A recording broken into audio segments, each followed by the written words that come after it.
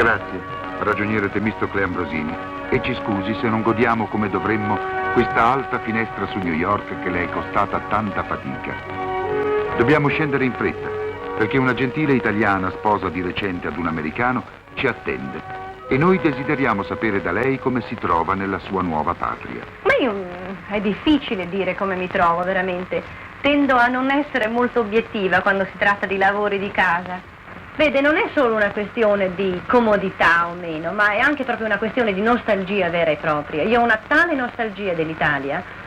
E poi sa cosa vuole? Per un'umbra come me, io sono di Perugia, lei sa che cosa vuol dire non avere quella vista, quel panorama che uno può guardare. Ogni volta che si guarda dalla finestra a Perugia si vede una vista stupenda di colline, l'Umbria, Assisi, le montagne. E qui, guardi un po' lei, guardi fuori dalla finestra, degli alveari, dei casermoni, tutti uguali all'altro. Ci si sente veramente come niente qui. No, potessi tornare ci tornerei subito io. Abbastanza dell'America per me, basta. Abbastanza dell'America, dice la signora Johnson, italiana di Perugia sposata da poco a un americano e che ha fatto il gran viaggio dalla verde Umbria a uno di questi casermoni di New York. Abbastanza dell'America. Le abbiamo dato la parola per obiettività, perché la sua è una reazione comune a molti italiani quando vengono a contatto con la più avanzata civiltà industriale del nostro tempo. Per obiettività, perché ora stiamo invece presentandovi altri italiani ai quali tale civiltà non solo non è estranea, ma è connaturale, opera del loro lavoro, parte della loro vita. Italiani, cioè, che l'America stanno costruendo. Questi operai specializzati, carpentieri, ossidatori, verniciatori, fabbri, muratori, che lavorano a centinaia di metri da terra senza vertigini proprio nel cuore di Manhattan. E questa bella ragazza che alla moda americana alza la bandiera il giorno della copertura del tetto sono in cima e alla base del più grosso grattacielo di New York. Le bandiere, l'americana e l'inglese, perché americani ed inglesi sono stati i capitali per costruire il colosso, ma italiana è la maggioranza degli operai e italiano è uno degli architetti. Questo è il giorno dell'inaugurazione. C'è il governatore e il sindaco a tagliare il nastro, c'è il cardinale Spellman e ci sono tutte le persone più rappresentative di New York. Manca solo uno dei due progettisti e per trovarlo siamo andati a 400 chilometri da New York, a Boston, in Fairfield Street, in un quartiere tranquillo, silenzioso. Qui abbiamo potuto finalmente vedere il preside della facoltà di architettura dell'MIT, uno dei più famosi politecnici del mondo, l'architetto americano di origine italiana Pietro Belluschi. Dovete scusarmi se non parlo italiano troppo chiaramente. Sono 40 anni che sono in America e sono molti. E non ho avuto occasione di parlare la mia lingua nativa molto spesso. Mi hanno domandato di parlare di due progetti in cui sono stato, mi hanno chiesto di essere consulente. Uno è il Pan American e l'altro è il Lincoln Center. Eccolo, uno dei due progetti, il nuovo colosso di Manhattan, proprio nel centro dell'isola, non alto come l'Empire State Building, ma più capiente. Per costruirlo senza intralciare il traffico è stata mobilitata una flotta di chiatte per trasportare sull'East River, sul fiume che costeggia ad oriente Manhattan, il materiale avviato poi attraverso la strada alla base del grattacielo. Ma questa base non è costituita da comuni fondamenta, ma dalla Grand Central, la più affollata stazione ferroviaria di New York. Osservate. I binari stanno sottoterra su due livelli, uno sopra e l'altro sotto. Orbene, le fondamenta scendono tra le pensiline e sono agganciate a terra con ammortizzatori per evitare che le vibrazioni dei treni si propaghino al colosso. Forse voi non crederete, ma neppure un giorno il traffico ferroviario si è fermato, mentre il gigante era fissato sulla roccia. Dai 2 livelli sottoterra, 30.000 persone ogni giorno salgono con scale mobili al primo piano e da qui con 70 ascensori ai loro uffici. Un ascensore è riservato alla posta di New York, che dal tetto, in elicottero, raggiunge in pochi minuti gli aeroporti. E veramente fu uno dei progetti più interessanti in cui abbia fatto nella vita mia e anche uno dei più difficili. Certo, è difficile costruire un grattacielo sulle ferrovie, ma tanti anni prima che Belluschi arrivasse in America, costruire le stesse ferrovie non fu facile e furono proprio emigranti italiani in grande maggioranza a farlo. Essi si chiamavano l'un l'altro sciabolatori, non perché portassero la sciabola, ma per il nome inglese della vanga, che è appunto Shabol. E spingendo questa sciabola uscirono da New York e si sparsero ovunque, perché ogni tanto lasciavano la ferrovia e mettevano su un paese. E da qui viene il gran numero di nomi di città italiane degli Stati Uniti. A poco arrivarono in California e da muratori, carpentieri e sciabolatori tornarono ad essere quelli che erano in maggioranza quando lasciarono l'Italia, contadini. E qui misero le radici di quella che doveva divenire la grande agricoltura californiana. Naturalmente per prima cosa piantarono vigneti. Io sono Luigi Petri e rappresento la terza generazione della mia famiglia qui negli Stati Uniti. Nel 1886 il mio nonno Raffaello Petri è venuto qui in San Francisco da una piccola cittadina fuori di Lucca chiamando Picciorana. Quando è prima arrivato qui in San Francisco si è messo a lavorare in una piccola vineria. Dopo 2 o 3 anni lavorando in questa vineria ha comprato un hotel e un stabilimento per l'abbottigliamento di vini. La famiglia ha lavorato tutto insieme e hanno fatto bene abbastanza nell'affare di vini, sigari e l'hotel. Quando nel 1933 è finita la proibizione e la depressione qui negli Stati Uniti, la mia famiglia è rientrata nell'affare di vino. Al principio siamo andati su nella vallata di Napa e abbiamo comprato una piccola vineria di circa una capacità di 1 milione di litri. Da quel piccolo principio adesso abbiamo circa 320 milioni di litri di capacità. Per trasportare tutto questo vino in tutte le parti degli Stati Uniti abbiamo costruito una nave. Questa nave è molto grande, avendo una capacità di circa 10 milioni di litri di capacità. La nostra ambizione in tutto è di insegnare le gente, sperando che loro bevano di più vino e meno latte, che oggigiorno ne bevono molto qui negli Stati Uniti. Non sappiamo se dal suo ufficio in San Francisco il signor Luigi Petri, naturalmente il più grande vinaiolo del mondo, con un bicchiere disegnato sul vessillo della ditta, riuscirà a convincere gli americani ad abbandonare il latte e darsi al vino.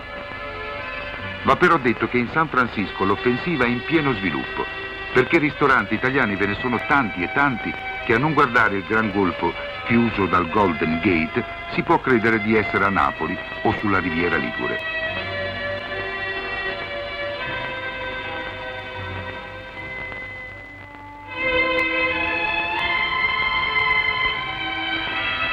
E nel porticciolo dei pescatori, quasi piccolo salotto dove i san franciscani vanno a fare 4 chiacchiere, le barche hanno nome Orlando, Leonilda, Anita, Sant'Antonio. I cittadini di origine italiana sono ora quasi 1/3 della popolazione di San Francisco, ma 60 anni fa, al tempo del terremoto, erano solo 1/5. Naturalmente, come tutti, persero ogni cosa in quel finimondo che ridusse cenere e desolazione la perla americana del Pacifico.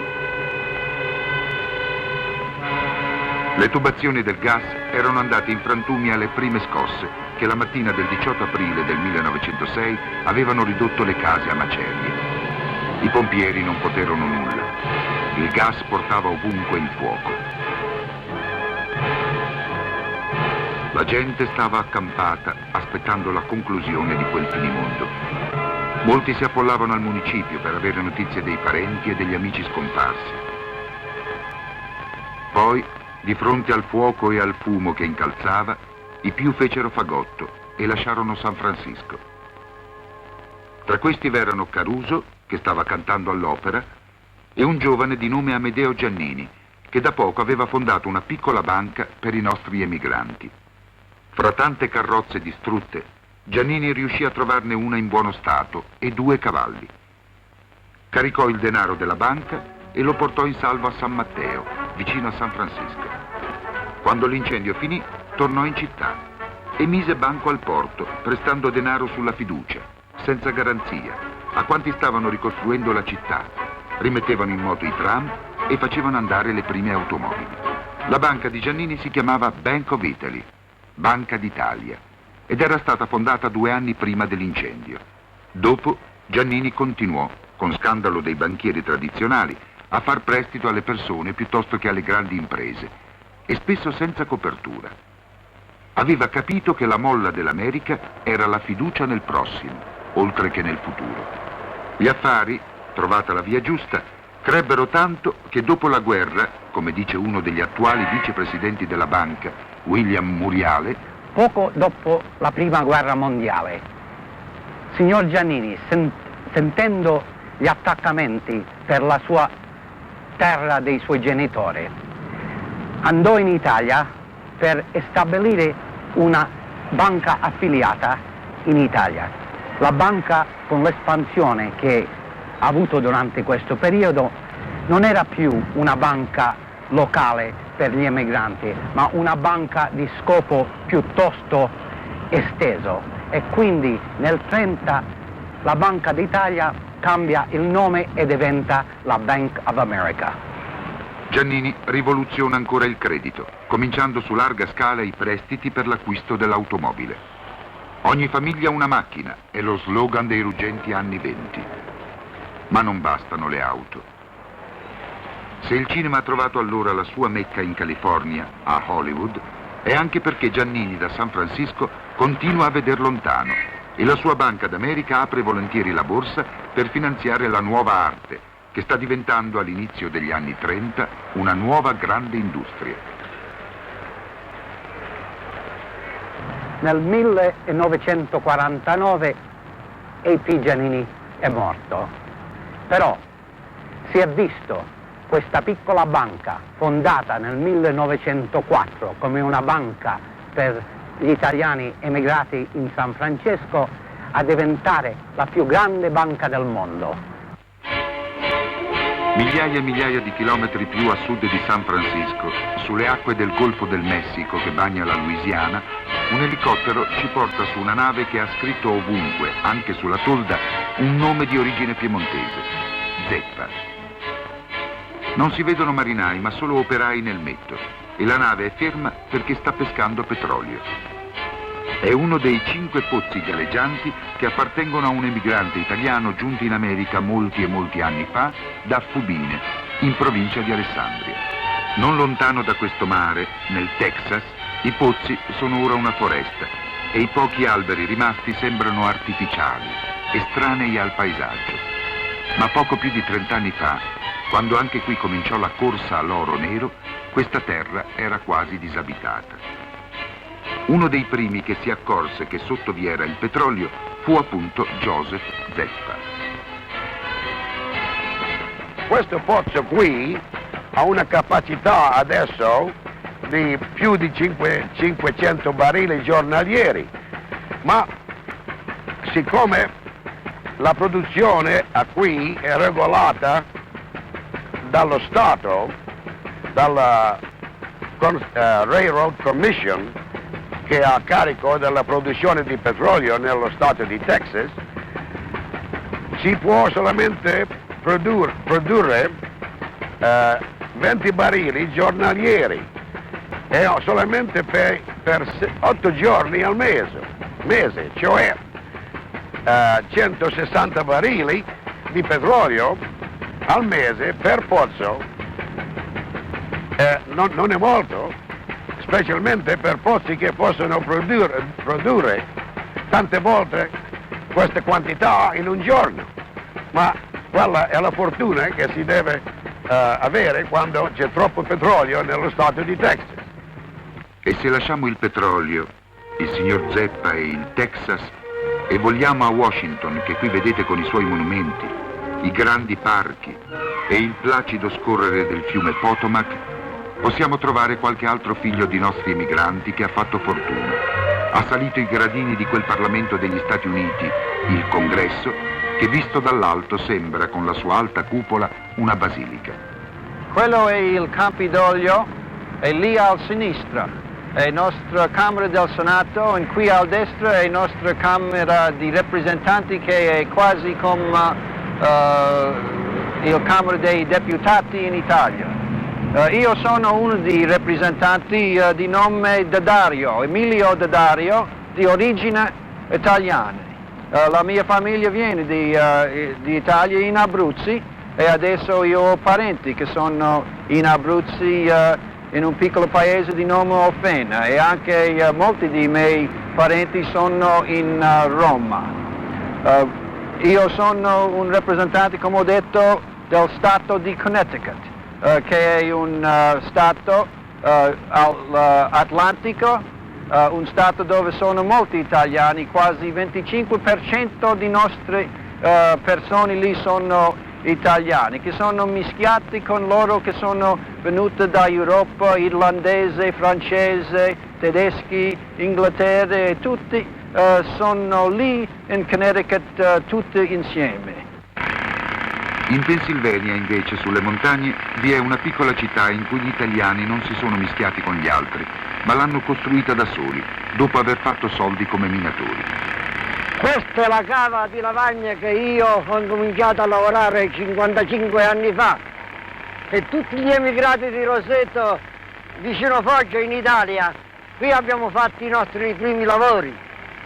Allora i proprietari di queste cave erano tutti inglesi, dopo l'hanno comprato gli italiani e tutti gli italiani con il guadagno che hanno fatto in queste cave di Lavagna abbiamo formato il Roseto Pennsylvania. Ed ecco il paese, fondato da italiani delle Puglie, spinti in America 80, 70, 60 anni fa dalla fame. Il primo ad arrivare aveva lo stesso nome dell'ex minatore che ci ha parlato ora, Falconi. Arrivò nel 1884 con la famiglia e subito chiamò i compaesani. Le miniere davano lavoro e presto furono in molti. La nostalgia li portò a dare il nome di New Italy, Nuova Italia, ai loro primi gruppi di case. Poi, nel 1912, chiamarono Roseto il paese dal nome di quello che non erano riusciti a fare in Italia e che qui invece stavano costruendo così bello, lindo ed ordinato da esserne fieri. Nomi italiani, come in un nostro paese, coprono la lapide al monumento dedicato ai cittadini di Roseto caduti in guerra per la loro patria, l'America. Questo è il negozio dell'esperto in riparazioni di scarpe, del calzolaio, per dirla in breve, con il signor Leonardo Castellucci.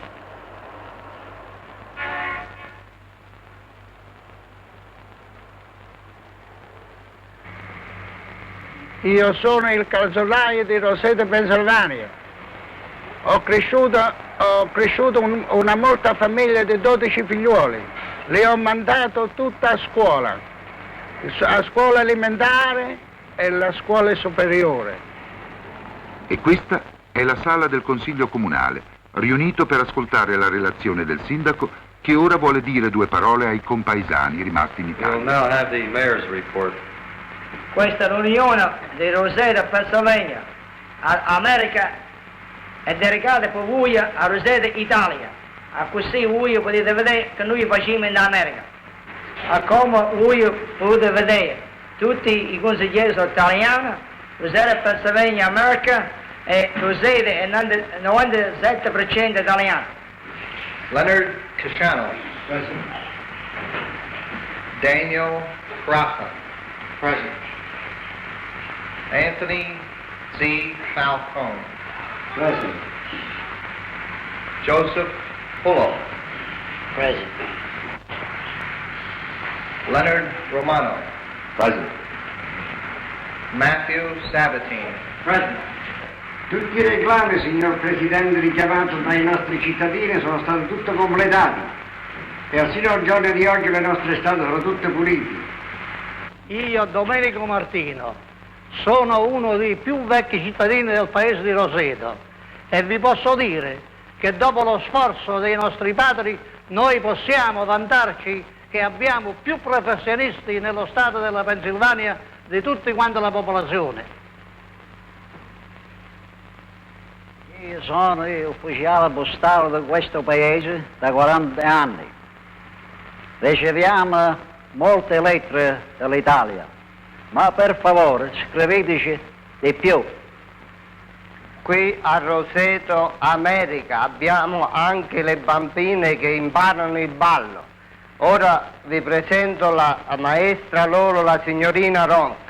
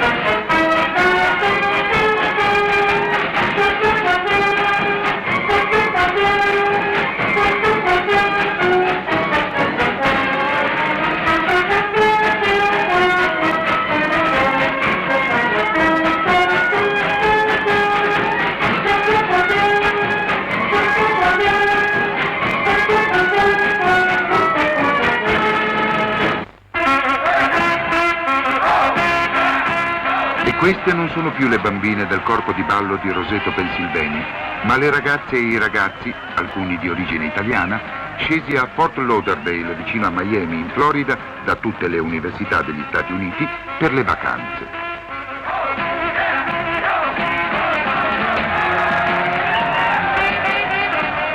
Ballano il twist e sarebbe difficile distinguerne le stirpi, anche se qualcuno di loro porta nomi a noi familiari, come questa studentessa, che si chiama Elizabeth Grosso.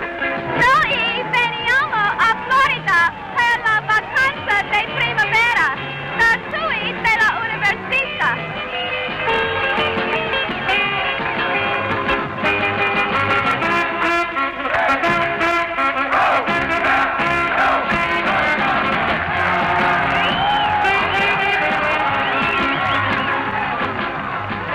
Sono i nipoti e pronipoti di coloro che tanti anni fa, carichi di fagotti, di cesti, di pacchi, senza cultura, senza conoscere la nuova lingua che dovevano parlare, pieni di paure e di speranze, arrivarono dall'Italia, dopo un grande viaggio, caldo fiume di dolore e di amore che si riversava sulla nuova patria America.